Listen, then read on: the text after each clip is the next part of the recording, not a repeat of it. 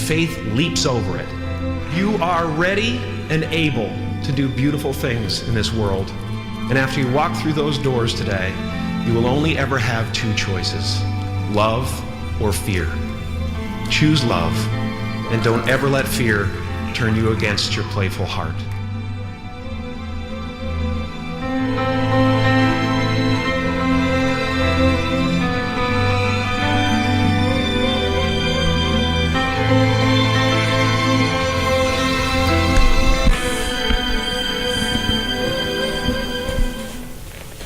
Good morning, Houston. This is Farid Premani with Ignite the Spark, and this is 6 p.m.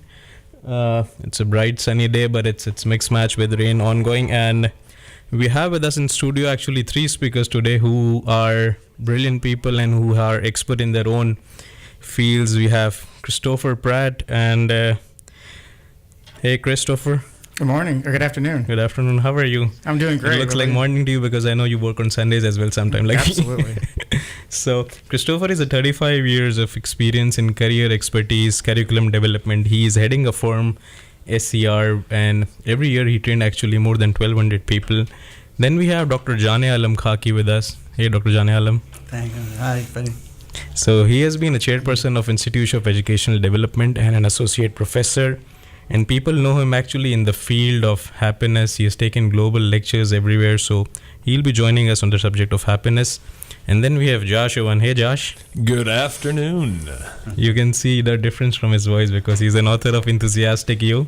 And his voice, his personality, and, is super energized always. So he'll be actually coaching us on tips because everyone wants to be. And as we heard on Jim Carrey's 5-minute talk, Jim Carrey, for those who don't know, has been renowned Canadian actor, and he has authored books, write dissertations, he has some white papers as well, and he speaks actually on how to energize your personality and so that you can be attractive to anyone. So Josh will actually be training us on that subject line, and we'll be actually moving with the same as we always do. The studio number is 713-974-4000.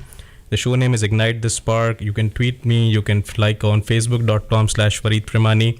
We'll be taking more tweets since we have 3 brilliant speakers here with us. So we'll be spending less time on calls, but I'll be able to take maximum tweets as I can. But call in studio, we are looking forward to your call, 713-974-4000, and we'll start our show with the motivational song.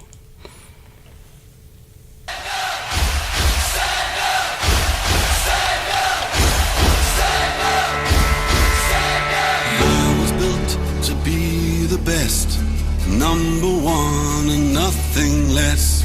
Lead me to my destiny. I have waited patiently. I have vision, oh I believe. I know I can count on me. So stand up for the champions, for the champions. Stand up, stand up, stand up for the champions. For the champions, stand up. For the champions, for the champions, stand up. Stand up, stand up. For the champions, for the champions, stand up. Stand up, stand up, stand up. Here we go, it's getting close. Now it's just who wants it most. It's just life, that's how it is. 'Cause we have our strengths and weaknesses. Oh, I have vision, oh, can't you see? I'm on the move, make way for me. So stand up for the champions, for the champions. Stand up, stand up, stand up for the champions, for the champions. Stand up for the champions, for the champions. Stand up, stand up, stand up for the champions, for the champions. Stand up.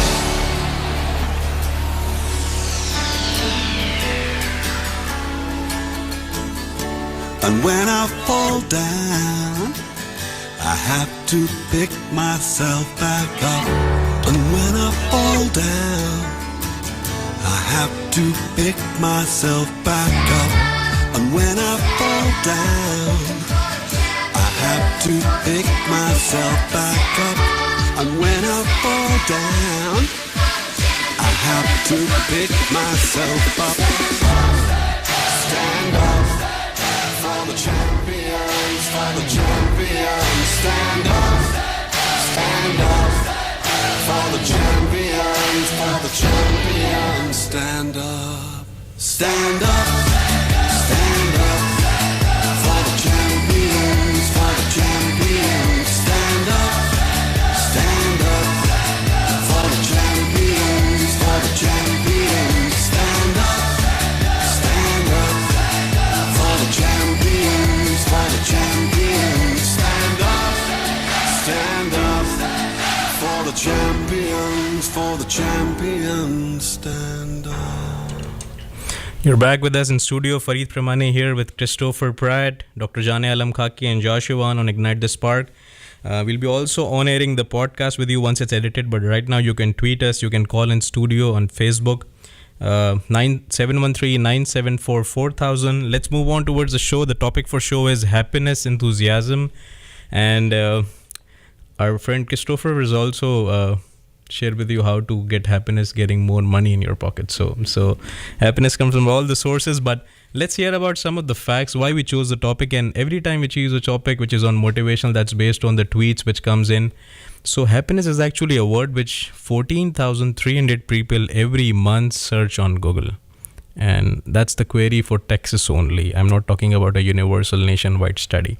So 14,350 people actually search for word happiness, and there are 12.7 million websites which are present on the topic of unhappiness, happiness, enthusiasm, clubbing them together as one category. So we can estimate actually, how burning is the topic and how burning is the need.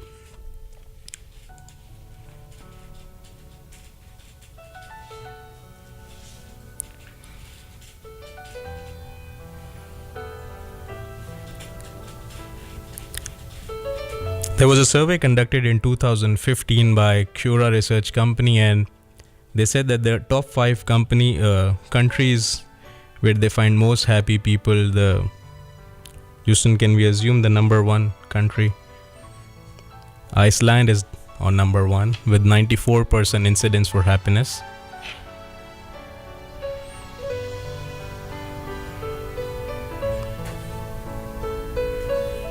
Then we have Denmark on number 2 as on 91%.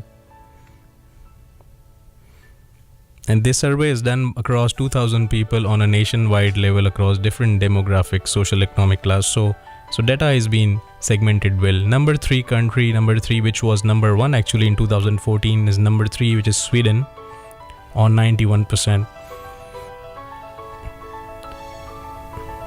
And I'm sure you would be thinking, the country where we live, United States of America, what's the position on a happiness scale?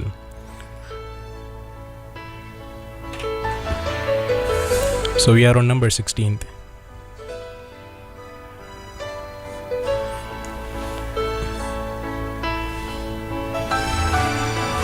There are some facts and figures related to happiness that most wise men say and the research suggests.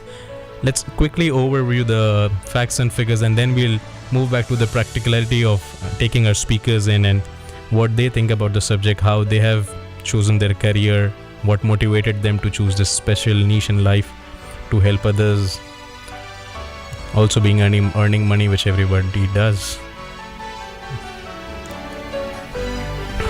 The purpose of our talk, Ignite the Spark, is always to choose a topic where you have motivation in life, because we, as our ad suggests, that motivation is like brushing your teeth every day. You need it anyways.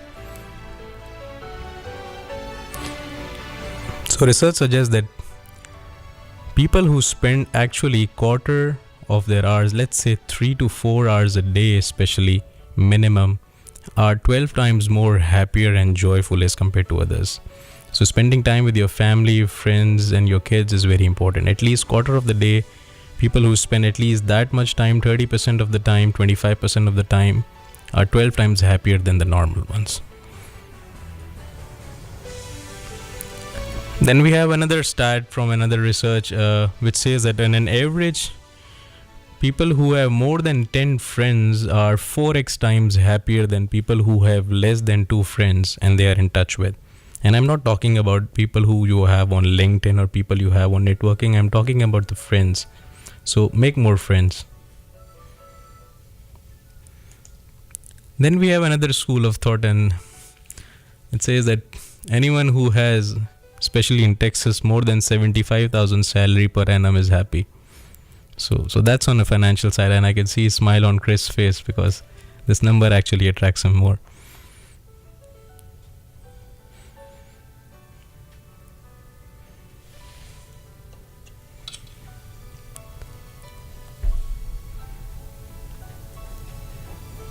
Then we have another interesting fact that people who are married are 10 times more happier than people who are unmarried.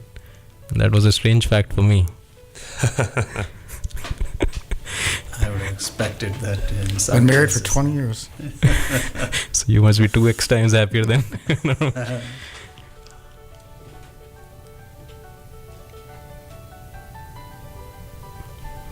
Then another fact says that in slightly cold countries where an average temperature lies on 57 degrees Fahrenheit, people are usually happy because this releases their special hormone which caters your depression, anti-depression level and keeps you happy.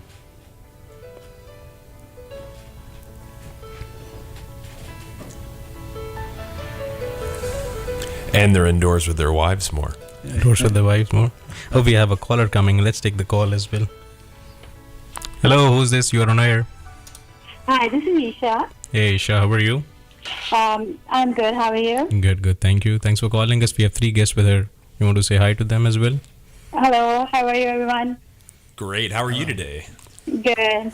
So first of all, I would not agree with the point that you just said that the married people are more happy than the unmarried ones. Okay.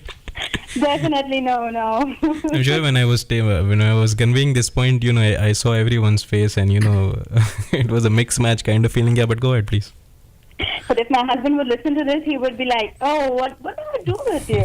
Anyways, okay. I just wanted to ask if you have, like, you're sharing the happiness points and things.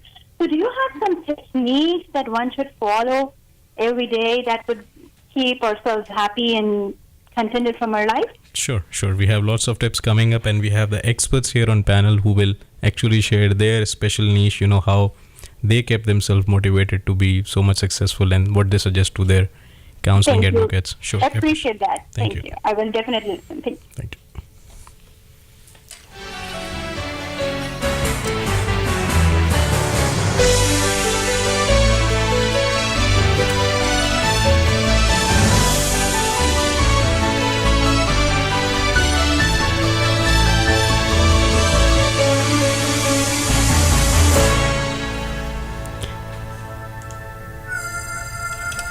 There was a research by University of Colorado which says that an average person who have at least sex twice a week are 55 times more happier on a hormonal level. So I'm not advising or prohibiting you from anything, I'm just sharing you the facts.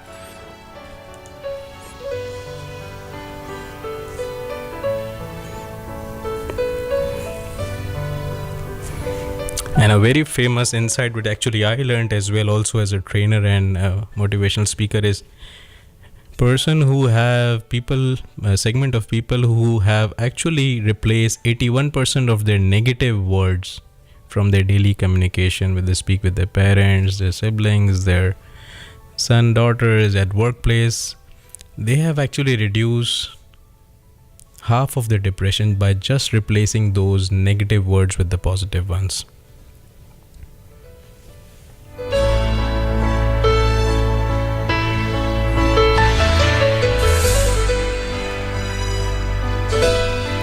Topic for today is happiness and overcoming depression, enthusiasm. Stay with us. This is Farid Premani on Ignite the Spark, 1480 AM.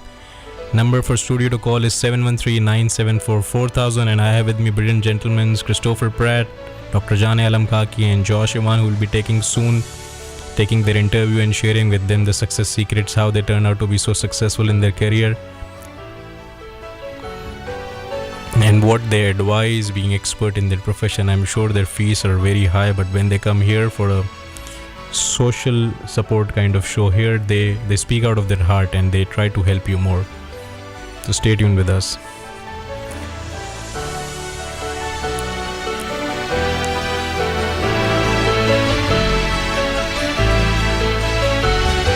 We'll play a motivational song and come back to start the interview session.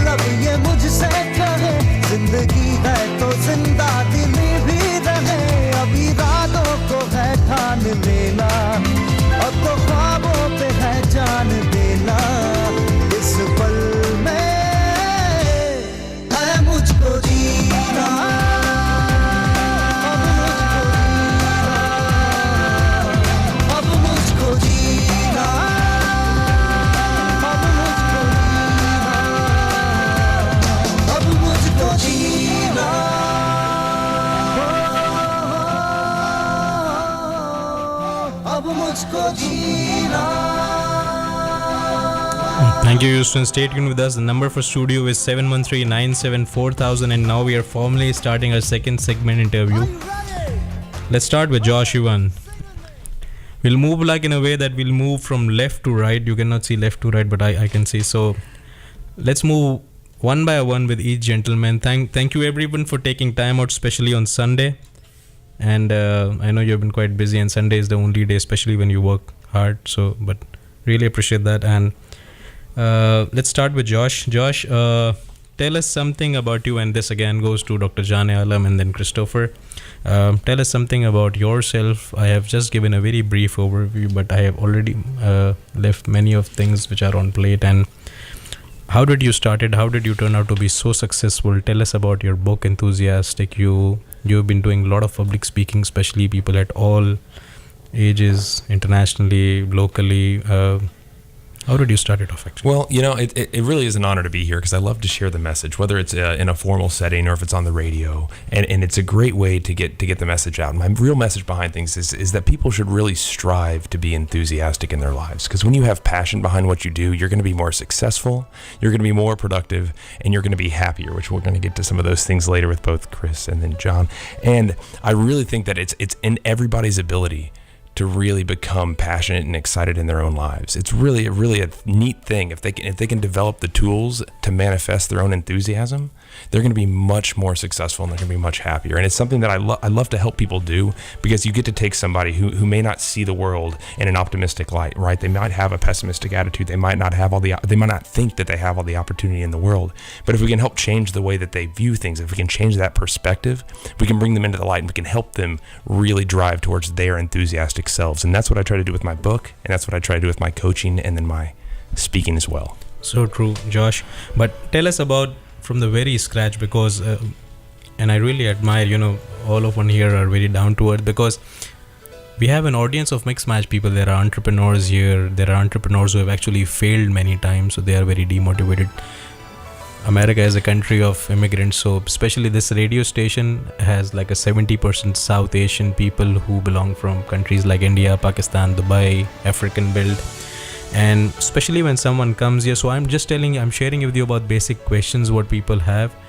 They try when they come here and they fail, and this is the point where they lost their enthusiasm. So also tell us about, and this question is to everyone, that I'm sure you would have launched from a very zero level or a scratch level, right? So how difficult was that time? How did this idea actually to be a mentors, or like train the trainers came into being and start from a very zero level?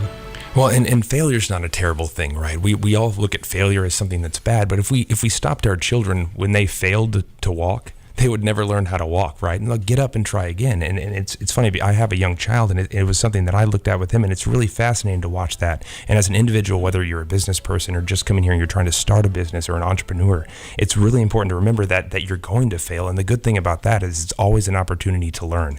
And I mean, I've had failures within my own business and with my own life. And the key is to take things away from that teach you something, so that the next time you attempt it, you don't fall for the same thing. In fact, there's a really good quote by Winston Churchill where he says, "Success consists of going from failure to failure without loss of enthusiasm."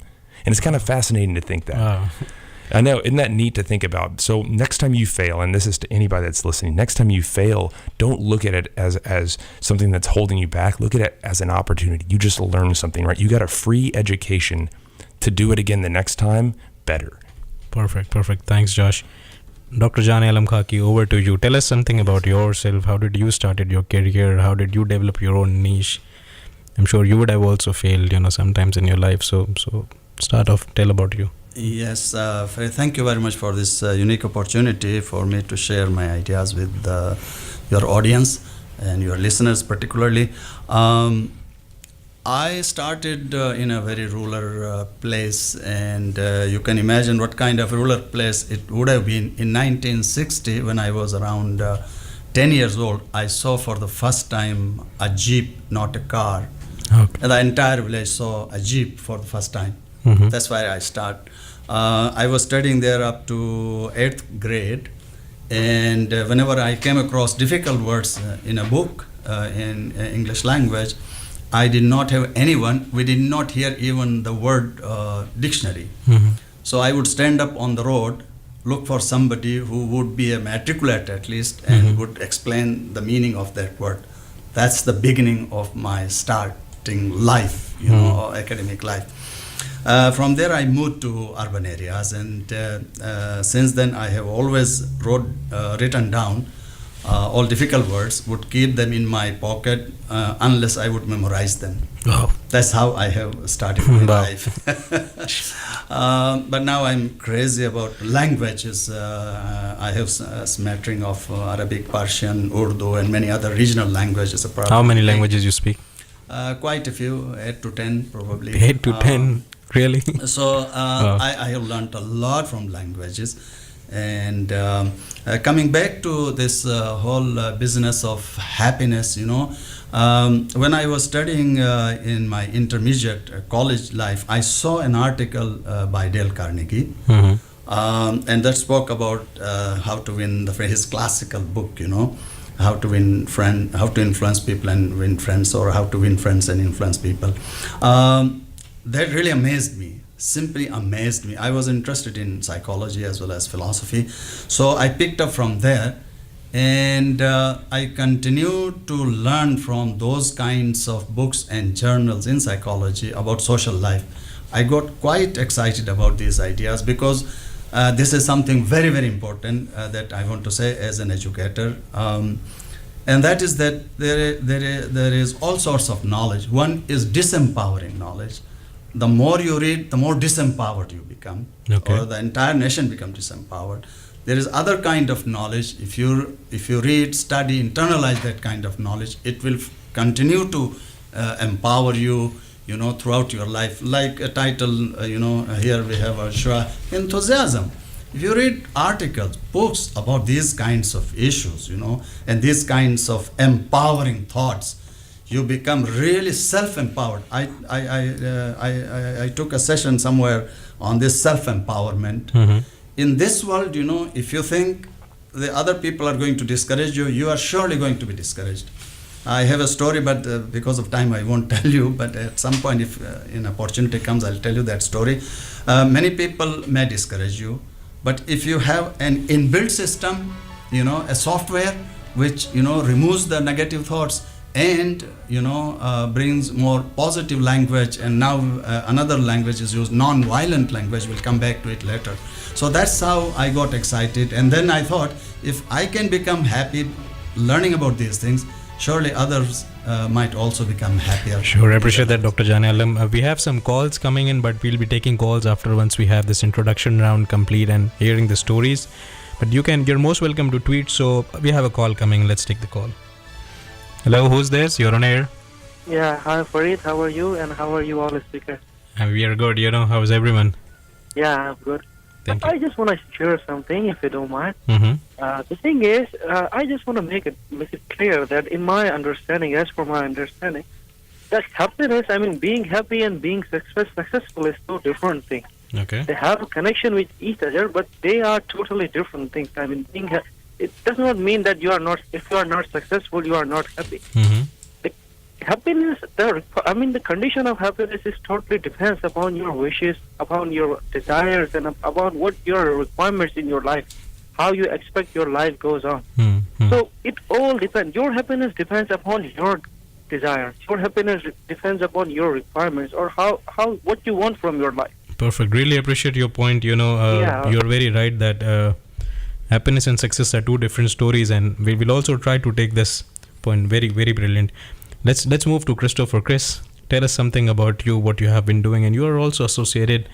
I've seen you have a multitasking or multi-talented career. You've been at a very high level in your startups initial days and your technology side. Then you moved to the career and curriculum side, and especially you are renowned to develop some new level curriculums which actually don't exist at all. So how do you tap those opportunities? In fact, tell us about, like, in the same way, how did you start it from very scratch? Well, thank you for having me. I think we start off with, I was blessed with a family that really stood behind me and allowed me to be creative and reinvent myself. But at the same time, you're always using good judgment. So I grew up in the construction world. I told everyone I grew up a son of a builder, mm-hmm. so an SOB. Mm-hmm. And in that process, I learned from the ground up. Like, I was brought up in the field, like, this is what you're going to do, and you start at the bottom. My dad never believed in you starting up at the top. You started at the bottom, and you worked yourself up. Eventually, became an architect. Mm-hmm. But even before I finished with that degree, I was moved into Washington, D.C., and I went to work for a company called Smart House. And in that career path, mm-hmm. I was actually vice president of a $12 million technology company by the time I was 24. Wow. So these are just opportunities that you just see these paths going, and you use good judgment. I had no idea what it would take to move to Washington, D.C. at that time. Mm-hmm. I had no idea what it was going to be in that career. I grabbed a hold of it by the reins, and I just moved forward. I think to be happy in life, you really have to have this good balance between work and life, and you have to really figure out what you want to do. In my life, I've never worked a day in my life. Really? I love what I do. Mm-hmm. The passion behind what I do That's keeps your passion, me going actually, the which entire keeps you. time. It drives me to do and be who I am. And everyone out there, they might find these little road bumps, they might take different pathways, but at the end of the day, your happiness can be tied to your career, but your happiness comes first, your career almost comes second. Perfect. We'll take a small quotation and then we'll move on to the next question.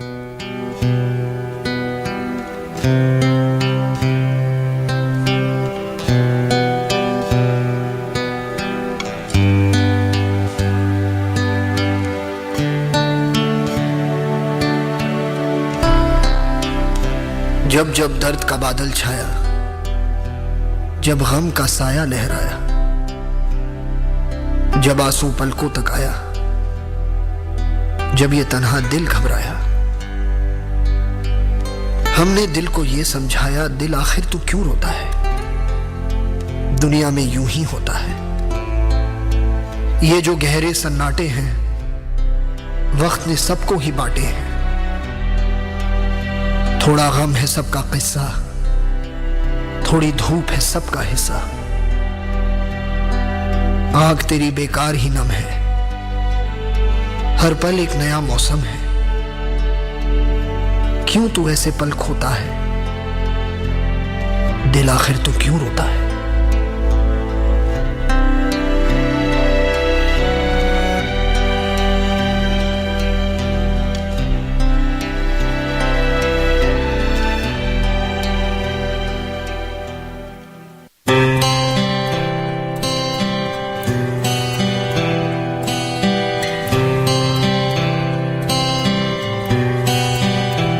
दिलों में तुम अपनी बेताबियां लेके चल रहे हो तो जिंदा हो तुम।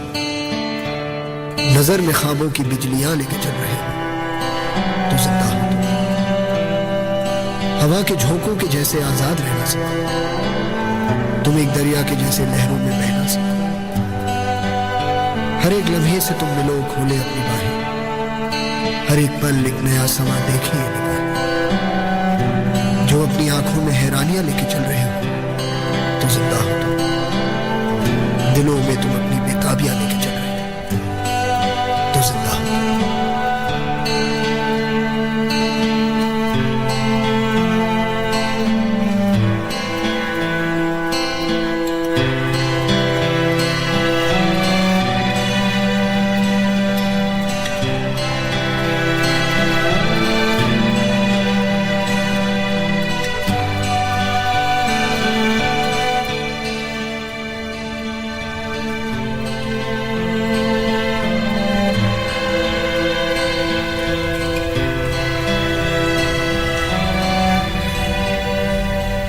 So I'll translate. This is a very famous poetry by an Indian poet. His name is Javed Akhtar, in which he was speaking for Josh and Christopher. I am sure Dr. Janela would have understand this. So it's a popular movie title, but he spoke about being open and being accepting every time in life. New thing come ups with a purpose. They give you indication. They give you coincidences. They give you sometimes a journey which you have never thought about. And we have 2 tweets coming, and I'll also like to share the tweets, and I'll then get back to speakers. So tweet number 1 is from, he said that I moved from Dubai and I always wanted to do something in custom car engineering. And earlier in my life, never I got the chance to do that, because when I was very young, I got the responsibility for my family. And then right now I'm into accounting, but I'm at a level where actually I'm making good money, but there is no life. So what should I do? And at this age of 58, when I try to change my career, people laugh at me. So what should I do? The second thing is obviously the caller who I dropped. He has emailed and he said that I still have a similar kind of question. I moved from Pakistan way back and I was at a very high level engineering job there, and I am here unable to find a job, and I've been working in odd gas station because my degrees in education were not evaluated in a way. So I feel very cursed sometimes, but I'm giving quality life to my family, but to me as a household head, I don't have any life at all. So the speakers are open. Josh, Christopher, Dr. Alam. I'd love to chime in. When you came here from Dubai, I mean, everybody has responsibilities put on themselves, right? But if you want to change careers now, I highly recommend going after it. I mean, you have to remember, people that are saying negative things about you wanting to go into the automotive industry or custom automotives, they obviously don't share your vision or your excitement or your passion for that. I definitely recommend that you pursue it. I mean, don't listen to what people are saying negatively, right? I mean, the boos come from the cheap seats. And that's kind of been what I've always seen, is it's the people that don't want you to succeed that are the ones that'll tell you that you won't. You got to find people that surround yourself with people that encourage you and get you excited and help you reach those goals. So I would definitely recommend going after whatever you're passionate about, whatever that might be, whether it's the automotive industry or whether it is education. You can find that route. You really can. In fact, I was having a great conversation a second ago with Chris, and Chris does a great job of helping people find their vocation, right? What people really enjoy doing. And I'm sure he has some great things to say on that now. So we operate lots of different programs, but really you got to find your passion and what you want to do. And there are some tools out there that help you do that. There are profilers out there that help you. Say ONET is a great one, ONET Live, or just Google it for ONET. And it gives you can look up your occupation, but it also tells you what occupations are, adjacent to that one, which ones are similar to that one. And you can look up average wages for that job. You can look up all the other things around that career path. I use that tool all the time with our students. For those who need a little bit more assistance, there's some great programs out there. The Houston Food Bank, for example, has a program called Serving for Success. That program is free for individuals. You go to that program, you work with a instructor. It's a little bit, it might take a little bit of time. It's about 80 hours of training, but it really helps you focus down on the things that really make you happy and then work with you on that. Really perfect. Chris, can you repeat the program again? How do listeners find that? And what was the name of the website? ONET, O-N-E-T? O-N-E-T, that's ONET's from the government. Okay. It gives you basically, different jobs and what those jobs are expected to do, but it gives you great tools in telling you how much those jobs pay. Because we all want a living wage, and the living wage inside the city of Houston is about $17.50 an hour. Excellent. And what were the other tools, other tests that you recommend so that they can know about themselves? I'm sure there are a lot of psychometry tests available. Some are cheap, some are very expensive. But what do you recommend to those which you have tested yourself as an expert in this thing? Well, ONET does have a profiler on there that helps you focus in on what you're going to be really good at. For those, for the example, the Serving for Success program, I see a lot of first-generation Americans that are inside of that who are coming from other countries, that are doctors, who have been lawyers, who are engineers, and those credentials really didn't pass over to this country. So we look for opportunities for them and maybe certificate-related occupations. Perfect. Listeners, stay with us. This is Farid Premani with Ignite the Spark. We are approaching 7. The number to call studio is 713-974-4000. Appreciate your inputs, Josh and Chris. Stay tuned with us because we have here brilliant gentlemen. All three people are expert in their field. And so our next question to all of you, in fact, one by one, is, I'm sure careers, and this is always a burning question which always comes out with success mentors, personalities, and any field of interest they belong to. And these are, finding a career is, I'm sure, not a very easy thing in life, and one would have juggled. An average person in United States changes the career 3 times, and worldwide they change their careers 4.2 times to find the right ideal fit. So I'm sure on day one you don't know the right fit for the career, and you have to cope up, especially if you're in fields like technology and all that's engineering that rapids off and that depreciates very quickly. How did you, this question is again to Josh, Dr. Janel, Chris, at what point in time did you evaluate that, okay, you were meant for this thing and maybe this thing which I am doing is not the right fit? So what was the time, what was the turning point in life, and also share how many years back this happened? Because another fear which I personally, while talking to listeners and in my training programs, I've understand that they find it very difficult, especially after the age of 25 or 30, to change career, and they fear a lot because they feel that people would laugh at me. And we always know that if you are not in the right fit, you can always excel to a level of average or good, but not excellent. So what was the turning point in your life, Josh? The turning point for me, and I was working in a career for a very, very successful technology company here in Houston, and I was very successful. I was in business development, so I was selling our software, and I enjoyed my job just because I got to speak to people and get people passionate and excited in that sort of a thing. And I got very frustrated with one of my coworkers one day, and he just didn't see things as positively as I did, and obviously maybe he was in the wrong career.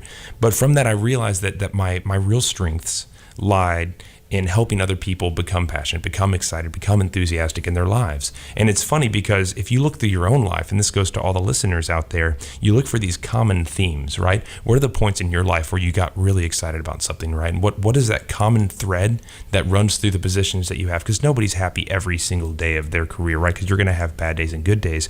But what were the days that gave you better days? And if you look for that common thread that made you happy, right? That felt more like your calling, like what you really fit into, if you look for those, that's going to help you really narrow down where you should be in as far as your career field. And I hate to call it a career. because I'd rather call it a calling or a vocation. You need to be called to do that. And the last thing I'll say on that is that if you are going to make a change, if you've decided like, oh, maybe I should go try this, definitely do it. But don't call it a career change.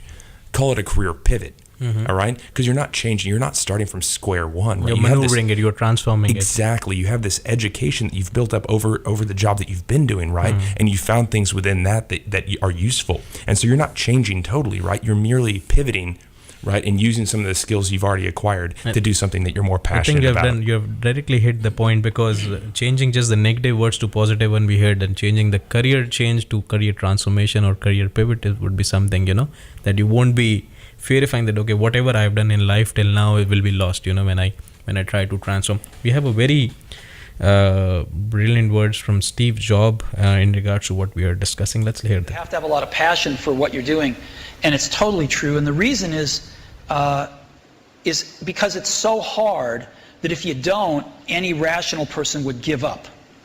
It's really hard, and you have to do it over a sustained period of time. So if you don't love it, if you're not having fun doing it, and you don't really love it, you're going to give up. And that's what happens to most people, actually. If you really look at the ones that ended up, being successful, unquote, in the eyes of society, and the ones that didn't, oftentimes it's the ones that are successful loved what they did so they could persevere when it got really tough. And the ones that didn't love it quit because they're sane, right? Who would want to put up with this stuff if you don't love it? So it's a lot of hard work, and it's a lot of worrying constantly. And if you don't love it, you're going to fail. So you got to love it. You got to have passion. And I think that's the high order bit. The second thing is you've got to be a really good talent scout, because no matter how smart you are, you need a team of great people, and you've got to figure out how to size people up fairly quickly, make decisions without knowing people too well, and hire them, and see how you do, and refine your intuition, and be able to help build an organization that can eventually just build itself.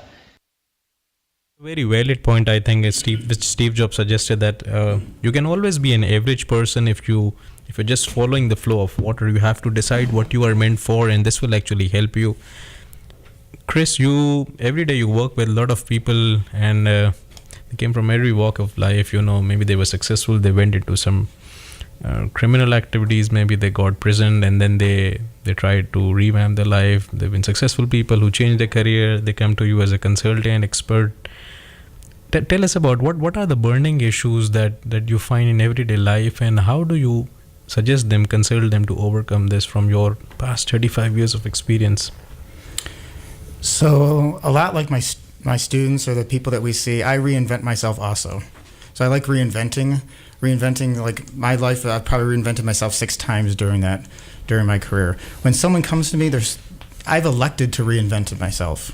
Sometimes though, say you have some dings and some dents in your background, you don't really have the choice. If you're working in the medical field and you end up with some issues, you can't go back to that career path. That's not going to let you.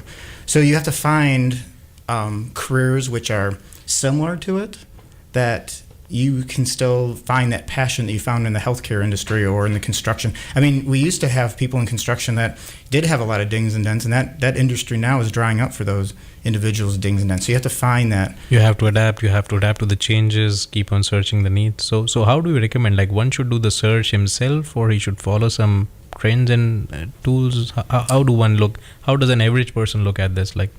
So our particular organization, we receive a lot of grants to train individuals. So a lot of times, or most of the times, those grants are based upon how successful that person is when they get the job. I need them to keep the job for a period of time. So it's our best interest to have them as happy as possible and make them feel as though, or have them choose careers that they're going to be most happy with. Okay. So the process that we go through is just really listening to someone. A lot of times no one tells you what careers you should go into. If you listen to what they have and offer real creative suggestions, then you're going to find someone that's really happy. And I want to give you one example. The example was someone who came to us, I'm just going to use that name, Washington. He came to me and said, look, I was in prison for 20 years and I was locked up, and I looked at his resume, and he said on his resume it just had cook and welder on it. Okay. And I'm trying to figure out, okay, well, he wants to go into warehousing. I'm trying to figure out, well, what are you going to do? That's it, 2 lines, cook and welder on there. So I started asking him, well, what did you do as a cook? And he said, well, I cooked for the cell block. And I'm like, the cell block? Well, how many people are in a cell block? And he said, like 1,200. And I'm like, so you cook 12? My I don't God. know how you cook spaghetti for 1,200 people a day, but you just don't go to the Quickie Mart or whatever to go pick up that material. You have to really think about it. You have some logistics going on inside your background. And I think this is where sometimes a mentor plays a role, because you are not able to realize your strengths, right? Like you hit the tab that time that okay, how many people you cook for. Maybe if he would have tried to do it himself, that's why maybe successful people say that find a mentor. He's not going to be a short order cook. He's going to be someone who's going to work in a large banquet facility. Big facilities, yeah.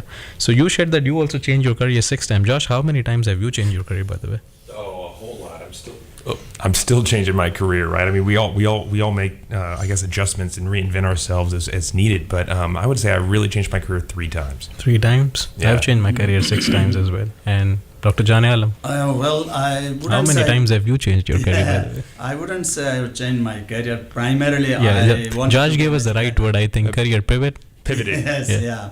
I just wanted to add something into this discussion, and that is the vision building, a vision, a dream, the necessity of a dream. This is particularly true for youngsters as well, that visualizing yourself where you want to be. That was very important. That has worked in my life very well. Imagine, it was almost a prediction. Probably when I was studying in matriculation, I had this dream that for higher studies I will go overseas. Okay. Coming from a very poor background, I couldn't imagine where the resources would come. But that dream was there. And exactly when I did my master's in my own home country, I got a scholarship, full scholarship to do a master's at the University of London. And then I had a dream that I would do PhD when I would be around 50 years of age. I'm amazed to say that exactly at the age of 50 years, I got a scholarship to do a PhD. Wow. Full scholarship. So what I'm emphasizing is that if you let your life float on the life, it's not going to reach to a certain destination that you want, where you want to be. But, dreaming your life in a way that you love, as our colleagues are emphasizing, not something your parents emphasize, but something that you are passionate about, you are enthusiastic about, you are energetic about, that you think you can do it.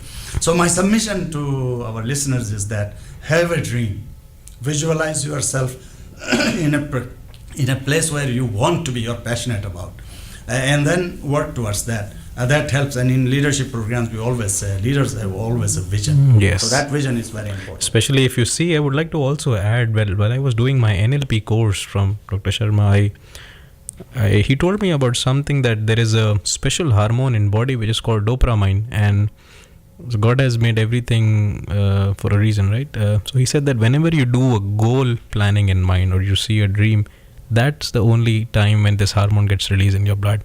And what this hormone does is that it makes your mind like a magnet. So they did a study on 1,500 people, students. 1,500 were those who from United States and Canada who actually thought about any career at the age of 8. And there were 1,500 people who were just, living life, hanging out, and, waiting for the right time maybe to decide, or what opportunity strikes by. And then after 3 years, 36 months, they evaluated both, and those who were actually inculcated with any vision in mind, either by their parents or by their career testing, they were 200 times more successful than the normal ones. And then they evaluated on a harmony level that what actually happened. So because they picked a mixed match audience, they belonged to similar socioeconomic class, demographics, share of wallet, everything was just the same. So they studied that there is a hormone release in the body which changes your behavior. So let's say if you have decided that you want to be a public speaker, doctor, engineer, or let's say custom mobile engineer, as one caller just suggested, your mind will start attracting all the information from magazine, people, anyone who comes across, the movies you watch, rather than with someone who does not have any vision at all. And I think that's the thing with Dr. Jani Alam said, that, having a dream actually reinforces that. So coming back to the next tweet which is coming up, tell us something about your organizations. I'm sure you all have turned out to be entrepreneurs and entrepreneurs. working at head level in your organizations or have started your own companies. Josh, coming back to you, after writing this book, I'm sure you haven't stopped. You've been taking public speaking seminars, helping people around, and you've been also getting a good hype internationally as well. What are your vision, missions based on issues that you see? Tell us something more about your organization, your action plan, your future projects. What do you intend to do in next 5 years or 3 years, let's say? Oh man, I have all kinds of huge aspirations or dreams, as Dr. John would say, and it's really almost overwhelming for me because I am so excited about it. It does get me just amped up thinking about it.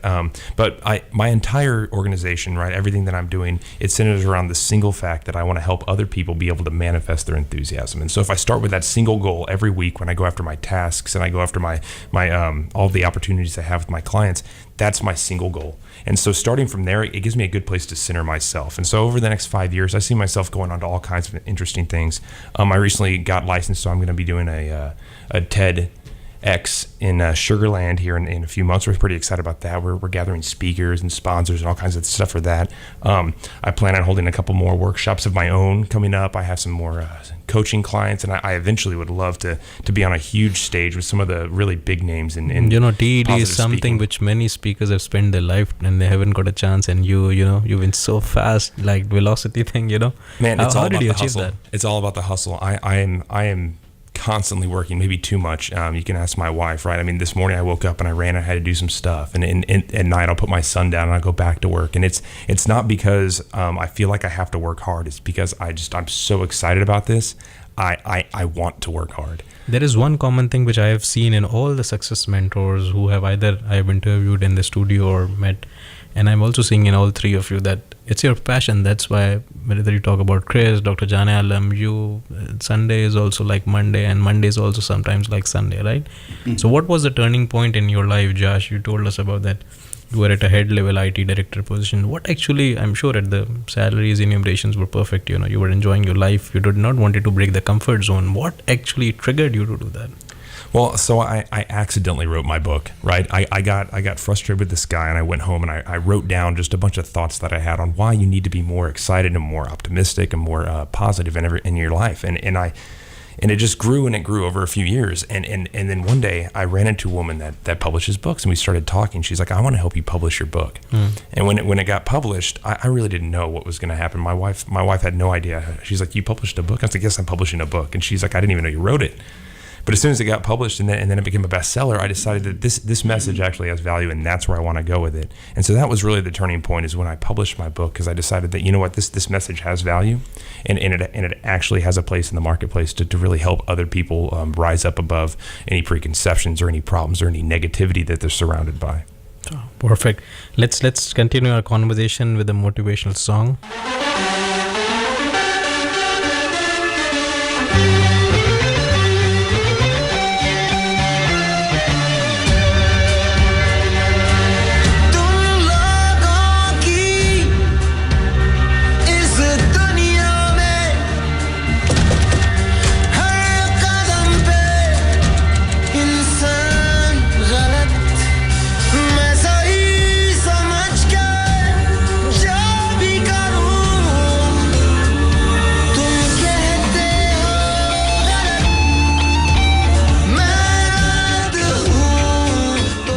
मेरा इस मामले में ये कहना है कि no comment. Sir आप press को बुलाकर कहते हैं नो कमेंट? मगर सर क्या ये सच नहीं है कि आप ही जॉर्डन की अगली एल्बम रिलीज कर रहे हैं? जो गाने उसने आपके लिए यूरोप में रिकॉर्ड करे थे?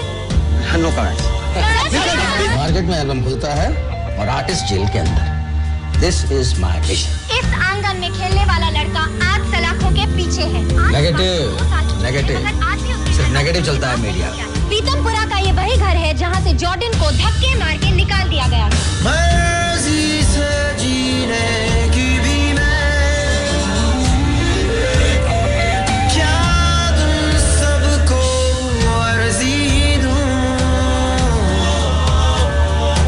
मतलब कि तुम सबका मुझ पे मुझसे भी ज्यादा हक है।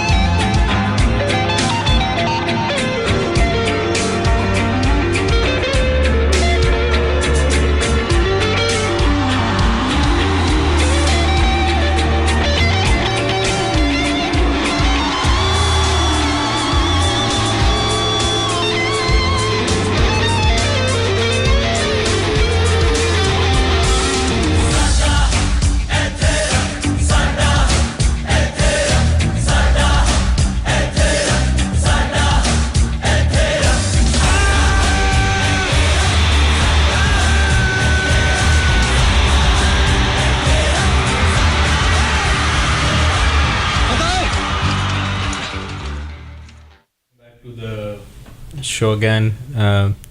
You're with us on Ignite the Spark. Farid Premani here. You can tweet us, Ignite the Spark, like our Facebook page, facebook.com/Farid Premani. And I have with me three brilliant gentlemen, Christopher Pratt, Dr. Jania Alam Khaki, and Josh. Topic for today is happiness, overcoming depression, and motivating your lives to achieve something. Let's move to Dr. Jania Alam Khaki. I'll try to recap at 7 o'clock, and we discuss about why we picked happiness as a topic, because 12.7 million websites exist on this topic. Actually, 14,350 people every month try to find something on a topic of happiness. This is so burning. Then we figured out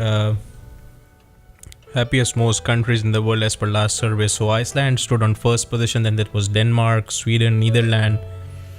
And then we also heard about some cool facts that who are the people who are actually happy. So people who spend actually 12 times more time with the family, quarter of their day, at least 25% of the time with the family and friends, are 12 times more happier. Then we shared that on an average, if someone has more than 10 friends who they keep in touch with, it doesn't matter whether it's in touch on social media, because in this 2016 we don't have time to be practically present in person, so they are 4x times more happy. Then we heard about in a happy relationship, those couple who have 5:1 ratio. 5:1 means 5 good talks and 1 bad talk, or a hassle or a conflict. Those couple who at least maintain 5:1 ratio are 3 times more happier, and this is a national average survey, so which more than 20,000 quantitative counts. It's a big number. On an average, just a fact, but this could not be true for everyone. Those who have more than $75,000 annum salary are usually happy. This puts a smile on their face. USA, United States of America, stood on number 16th on rank to be the happy most country in the world. So still we are not number 1. And a very brilliant tip at the end is 81% people who have replaced at least their negative word with the positive ones have reduced half of the depression in life. So if you are depressed, start replacing your negative words with the positive, because subliminally this will give positive inclination to your mind. And we already spoke about with all three gentlemen about daydreaming, dreaming, mission, visions. These are so important goals in life. So let's move to Dr. Jania Alam Khaki, hearing from him what are his plans. And he has been a speaker in happiness, chairperson for IED, Institute of Educational Development, associate professor. Dr. Jania Alam, you're back in the third segment again of the show, and what are your aspirations now? You have achieved so much, and you also get people and students from everywhere in the world. You attend a lot of emails, calls every day. What are the burning questions these days, and what are your plans? Share something about that with us, please. Farid, I would like to write a book on this precise topic of happiness, but I want to decenter the whole notion of happiness. Mm-hmm. It has been restricted too much, probably very often, to pleasure only. I make a distinction between pleasure and happiness. Okay. By pleasure, I mean a momentary happiness or satisfaction of achieving something. Even people who do not do very moral things can become, happy, quote unquote, for a while. For example, a thief being successful in stealing something might feel happy that I stole, the things. But is that really happiness? I would call it pleasure of stealing, for example. I would define happiness in terms of having a sustained feeling of self-fulfillment. Okay. A person's self-worth in this world, in his or her family, in the society. If someone is contributing meaningfully in the society, I would regard that something more successful, more meaningful, and achieving some sort of self-worth that way. I was amazed to listen to the person who was driving the car when I was coming back here. I interviewed him before you interviewed me. I said, well, how do you understand happiness? I was just hearing about Socrates, the best philosopher and the wise man in the world. Yes. He said, which I always keep with me. He said in his last words, especially it's a very brilliant thing that every wise man on earth, especially in his last writings, they tried to reveal the success. So he wrote that somebody asked Socrates, why are you so wise? You were never got a chance. You just qualified like 8 initial classes in this school, and which was not a big school, and people come to you, the kings and ambassador, to take your advice. So how did this happen? So he said that I actually got this habit of asking a question, and I always ask myself question, and when I ask a question, I try to find response to it. Then I ask myself another question, and my journey starts. I try to find an answer. Then I ask another question, and then this way, when I look at back, I am at such a high elevated level that I don't need any teacher actually. And many people, so I think this is this something which is correlated with what you're saying, that long-term happiness is something from understanding yourself, your own self? Yes, thank you very much for taking me to that level. I would have loved to speak about Socrates, Plato and Aristotle and the way I look at happiness. I can see your eyes, the spiritualism which you want to share on this sparkle. I love them. You see, the thing is that he had to take the poison, for his principles. He took his life, and in fact, other people were encouraging him to flee. He said, I'm not going to flee. I'm going to stay here, drink this hemlock. He took his life for principles, and he considered himself to be the happiest person. That's what I meant, that happiness is not just pleasure, but happiness is a sustained feeling of doing something meaningful for yourself, for the family, for the society. And therefore, I argue that happiness could be largely 2 kinds. One is self-centered. You feel excited, you feel happy, you all the time think about your happiness, There are others who tend to forget themselves. For example, spiritual happiness, mystics, they even put themselves into troubles, but in order to draw the real lasting happiness. And therefore, my submission is to our listeners is that happiness should not be restricted so narrowly into this just physical meaning of happiness, but it has many more meanings. Imagine an artist, imagine a writer writing a book. What kind of a happiness does he or she draw waking up throughout the night? So happiness must be decentered. Whatever we do, if it is meaningful to us, to our family, to the larger society, is meaningful. I would like to connect to your question. This area that I'm thinking of, to decenter the meaning of happiness and enlarge its scope in terms of kinds of happiness, and talk about them. And connected with that is my passion for, bridge building for civilizations. I wrote recently an article which was published here in the States in an international journal on Rumi's thoughts on pluralism. Mm-hmm. So I'm excited about pluralism. I would like to write about, bridge building among cultures and civilizations. To my understanding, if we appreciate in a wonderful country like the United States, if we live here, we are so privileged to live among so many wonderful cultures, so many people, draw happiness learning from each other. It's a way of living and learning. So my submission is that draw happiness not just by eating or not just by dressing or by going to good restaurants, but draw happiness by exchanging ideas with the different cultural people, different people, different languages, who speak different. And I think this is where diversity plays a strength, where you learn from each other, multiple cultures, so that we enjoy our work. Next to my next is somebody whose culture I don't know, and I keep on fretting he doesn't belong to my quote unquote culture. Exactly. So it's like learning from each other's strength. You feel privileged that they are diverse people and learn something from them and share whatever you have with them. Perfect. So I believe that it will be a larger arena where we can all become happy. Okay, let's take a motivational song and we'll get back to Chris on this.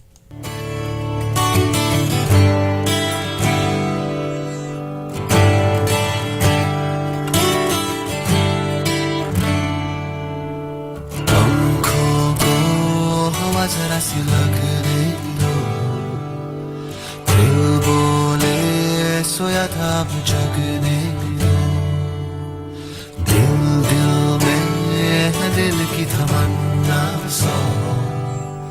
तो सो हो चलो जरा सी तपने दो उड़ने दो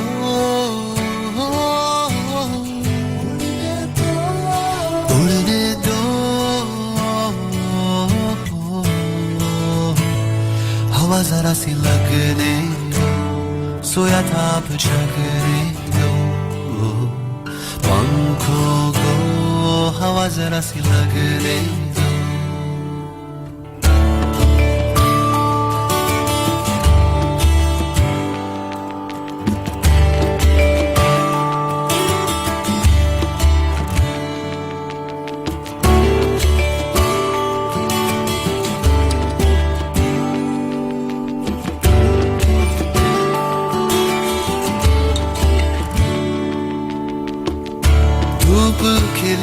जिस्म गरम सा है सूरज यही ये भरम सा है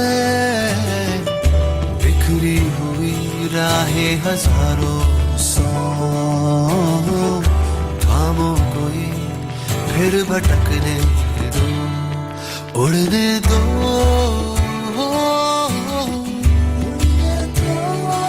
उड़ने दो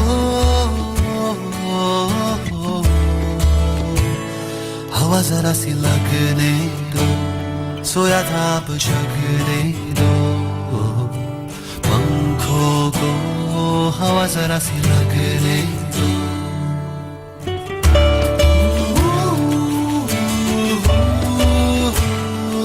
उड़ने दो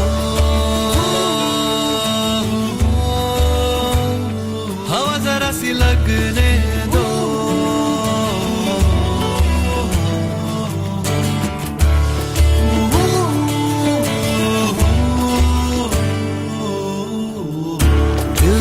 पतंग चाह में को दिखाती है ढील तो दो देखो कहाँ पे जाती है उलझे नहीं तो कैसे सुलझोगे बिखरे नहीं तो कैसे निखरोगे उड़ने दो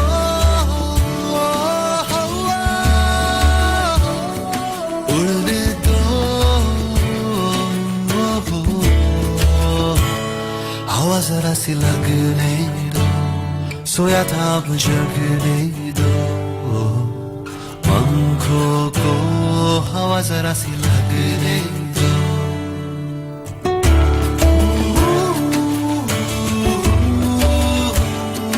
उड़ने दो हवा जरा सी लगने दो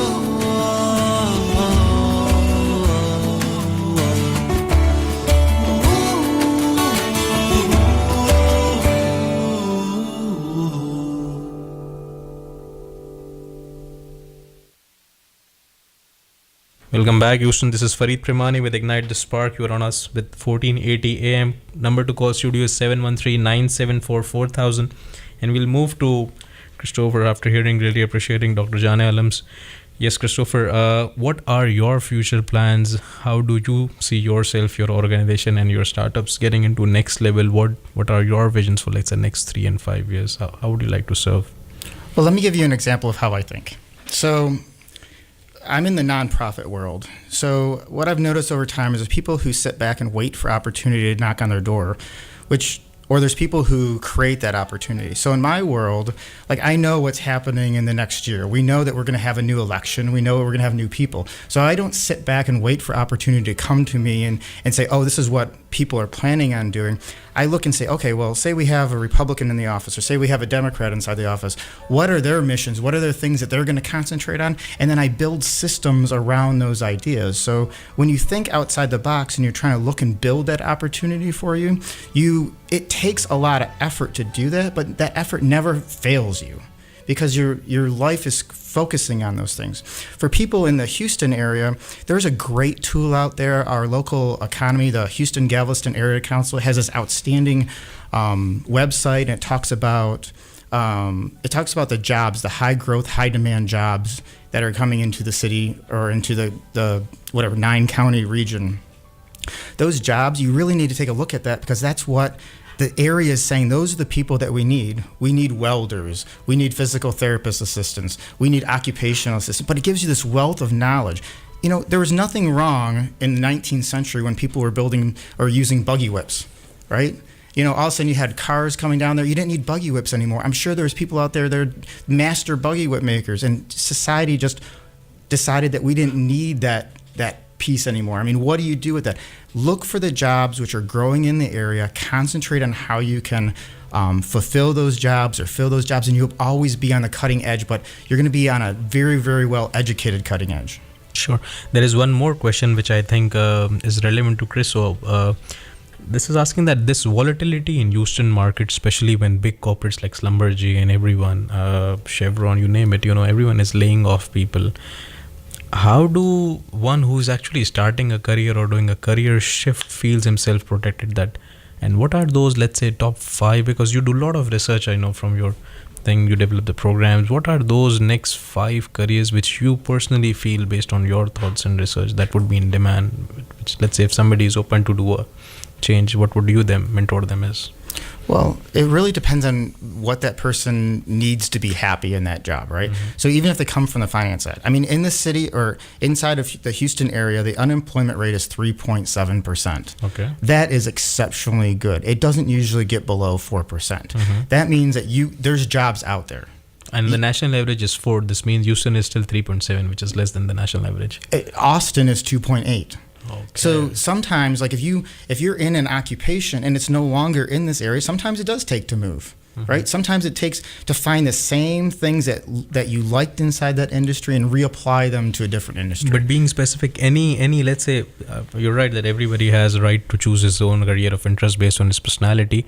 But still, if somebody comes to you that's saying that, hey, I'm open, Chris, guide me on top 5 careers that you would think, that would be the fastest, where I can get growth and I would like to actually get trained into, what would you recommend as, let's say, 1, 2, 3, 4, 5? I don't know if I have those. I think for each person, it's what drives them to be, on the list, there's everything from accounting is on the list. Mm-hmm. There's high skill occupations like electricians and plumbers. And if you're coming from, a finance world, you're going to have to find those things that made you happy inside that world and move. Look, I'm an architect and I do workforce development in the nonprofit world. Like, I've made as many changes in my life, and every one of them just builds upon the last one. So I think just do the research and what are the careers which are adjacent to those, and you're going to find what makes it happy. If someone had a specific question, I'm sure I could answer it, but general questions of where you're going from, it's all over the place. Sure. We would take a motivational talk by Ratan Tata. For those who, I'm sure he's a brilliant figure and very big Indian entrepreneur who have just recently purchased Jaguar. And let's hear what he says about motivation. I think most people in their careers have moments of disillusionment or a sense that they don't know where they're going. I think those moments of disillusionment hit all of us at any one time. A person that has not to face any difficulties, I think, ends up being a person that's an unreal person in the world because he doesn't know how to deal with difficulties. You look at the world around you. Where did Microsoft, where did Apple, where did Amazon, where did Google, where did Facebook come from? They came from ideas that people felt something could be done, where individuals started in garages, where ideas were born and that they could make a difference. You, in the years ahead, are going to be leaders of this country and shaping the destiny of this country. In many ways, we have been critical of what has or has not happened in our country. How many times have you heard people say, this can't be done? Do not grow with a view that something can't be done and so should not be done. It's your job to remove those myths and to get things done. As you grow in your organization, you will find that you get lonelier and lonelier, and your decision is eventually a lonely decision. You should do what you believe is right. It may be the tougher decision, it may be the tougher option, but if deep inside you, you know that it's the right decision for the right reasons, not for the wrong reasons, then you should go ahead and take it. And I would hope that you look at being ethical and holding the value systems which you want this country to have. Coming back to the show, Ignite the Spark, the time is running short and we have so much wisdom here in the studio right now. But let's try to jump back to the last question for today. I'm sorry we won't be able to take much more calls, but I'm getting your emails and suggestions for the next event topic. Just for the recap, for those who have just joined in, it's Farid Premani with Ignite the Spark, 1480 AM, and I have with me Christopher Pratt, Dr. Jane Alam Khaki, and Josh Awan. And let's come back to the last question, which I'm sure would be eye-opener, which I always ask all the success mentors who come up here. And you all three would have to speak out of your heart, okay? So, and which you all are doing, obviously. So, everyone has some motivational bomb, some personal association, some story, or some tagline, because we are also humans, right? So, and when we try to put our energy on a more positive path, sometimes our energy drains up, and we also have to keep on self-motivating ourselves. So Josh, then Dr. Janal, and then Christopher, what are your personal motivational bomb stories, or that thing which you recall yourself every time when you are down, when your things do not turn out to be positive? What do you do personally? Well, if I have to just pull it out of my heart, this is what I'll have to say, right? Is being happy is a choice that each of us gets to make every single day, right? So you're not defined by your situation. You're not defined by other people's preconceptions or their definition of you. You get to choose to be happy every single day, right? I mean, every single one of us, we're all part of this wild experience called life, right? We're all in this together. We really are, right? So you're part of this world. You and everybody listening on the radio, we're all part of this world. So we can choose to either be a positive force, right, in the lives of those around us, or we can be a negative influence, right? And we can't take life too seriously. At the end of the day, none of us get out alive. So you might as well have a good time, and you might as well make other people happy while they're here as well. Excellent. Thanks a lot, Josh. Dr. Jane Alam, same question goes to you. What is that one trigger that you always recall? And you always are very good at singing songs, so the motivational songs. So I would request if you would like to give a 2-liner on that as a closing message.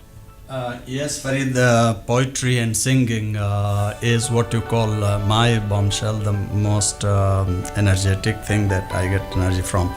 I was just quoting one verse, I'll just quote one, and the other one I can just sing once.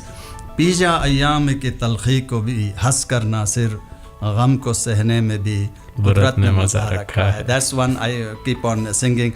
The other one that I keep on singing to myself all the time is पहुँच कर आश्क अपनी आँखों से मुस्कुराओ तो कोई बात बने sir झुकाने से कुछ नहीं होगा सर उठाओ तो कोई बात बने. Wow, that's what I always sing. Would you like to also translate for Chris and Josh? Yeah, the earlier verse says, Pija ayam ki talkhi ko bhi has kar Nasir. Nasir is the name of the poet. He says, drink the hamlet of the bitterness of life with pleasure, because God has kept pleasure even in going through the pains. There is no pleasure without pain. There is no happiness without unhappiness. That's beautiful. Excellent. A person can never be called happy, never become happy, unless he or she has experienced unhappiness. So anybody saying I'm always happy probably lies, because there is no happiness without unhappiness. Excellent. You're unhappy, then you feel happy. Moving to Chris, your turn. What does that motivational bomb trigger that keeps you motivated when you're down? So as an architect, you get to design buildings, and it's a very personal thing. If I'm designing a building or a house for somebody and we have a relationship, and it takes a while, it takes like half a year just to form that relationship and work through that process. And then during construction, you're there with that person the entire time, and you're building off of what is their dreams and then your dreams together, because you have a relationship inside of there. And at the end, they get to move in, or the business gets to move into it, and they love what they have. Today, I do the same thing, but it's with people. People, I work with them from the very beginning. Some people come from, I grew up in a very privileged relationship, very privileged family. My students, though, they don't have parents sometimes, or one parent abused them, and they show up at our doors and they trust us to get us to the next level. They really believe in us, and as they're going through training, you're sitting there and you're working with that individual and you're building them up more, and then they're done with training and they go out and they apply for a job and they get the job and they come back to you and they're just so enthused. During that process, they might go to a graduation. I've been to several graduations where the parent had never graduated high school before. You put them in a cap and gown, and it's the first time that their kids, which are with them, get to see their parent in that very, very, great, piece that's there where they're sitting and watching their parent go up and getting a diploma or a scholarship. But when they come back after, a year or two and they're at that job and they're making a living wage and they're talking to you about how great it was to see you and how great it was to talk to you and what a difference you made. That's where I drive my mission from. Wow. Thank you, Christopher. He was here. I was just thinking about who I actually read a lot, Osho. I'm sure you all would be familiar with. So he has a very nice proverb. It says that every human is like a universe in himself, and God has given everyone either mind or heart.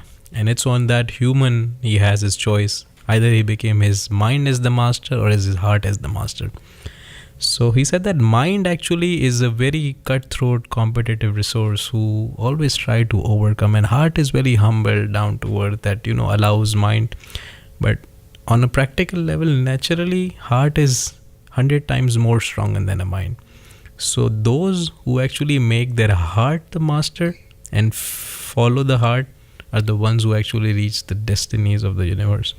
And those actually who are always guided by their mind, material means, try to showcase something else, and they are something else from inside, are the ones who are not content. It doesn't matter till what level they reach. So his suggestion in this, again, the last sermons again, was to, it's on choice is on you. You have sometimes your heart to decide for you, sometimes your mind for decide for you. But at the end, ultimate decision, you have to give power to either heart or mind. But he suggests that give that power as a heart to be master and mind to be the servant, so you can be successful. So we'll close. Thank you very much, all the gentlemen.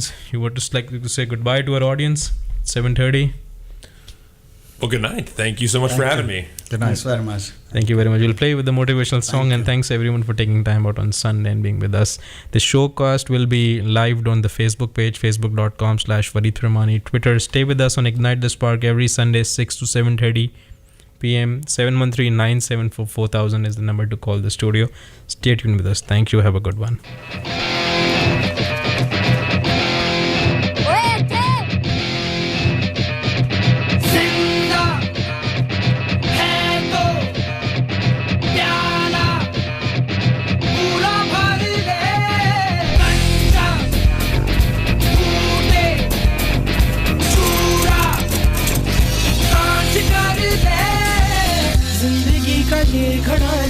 एक सांस में जगा ले, हिचकियों में क्या है मरना, पूरा मर ले। कोयला काला है, चट्टानों ने पाला है, अंदर काला बाहर काला, पर सच्चा है साला। जिंदा है तो प्याला, पूरा भर ले। जिंदगी का ये घड़ा ले, एक सांस में चढ़ा ले, हिचकियों में क्या है मरना, पूरा